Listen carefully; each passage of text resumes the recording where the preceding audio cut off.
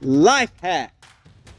I'm going to give you 3 tips to help you change your life. Tip number 1, your routine is the heart of your success. If you wake up 12 o'clock, you play video games, you eat food, you go to work, you listen to just music that's fun, you're not feeding your brain with knowledge, you're not seeking to learn, your goals are very minimal, you just hang out with your friends, you party, you watch movies, there's no growth happening, you're not making any progress towards something.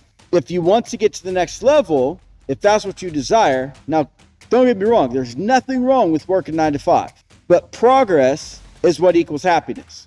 So if you're not making any, you need to develop a stronger routine where there's learning and growth and you're being challenged.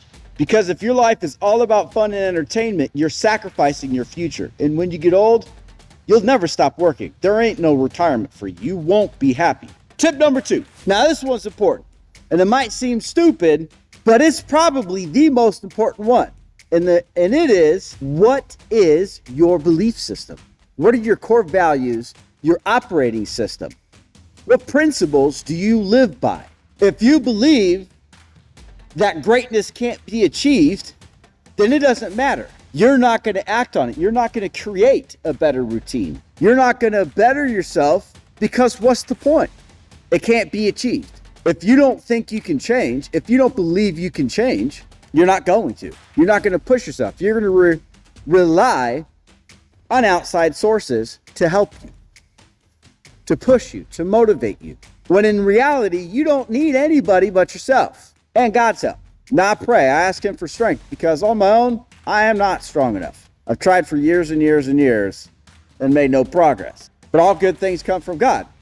So through His help and His tools, I'm changing. I'm growing. I'm learning, making progress. I am happy. Life hack number 3. Now, tip number 3, I've talked about this before. It's responsibility. It's extreme ownership. Even when it's not your fault, you must act and think and believe that it is. Now, the reason isn't to make other people's life easier.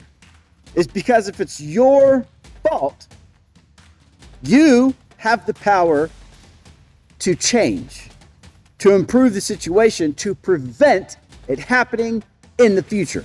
Now, this is probably one of the hardest ones because who wants to be at fault all the time?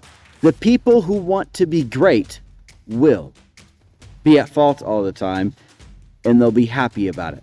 I don't mind it all being my fault. Sometimes it sucks making mistakes. Sometimes it sucks because I failed, I screwed up. But I can tell you, because of the responsibility I've decided to take, I have grown more in the last 2 years than I have in my 35 years of being alive. Get a routine, develop a strong belief system, and take extreme ownership. Start with those 3, and your life will change. You can do it.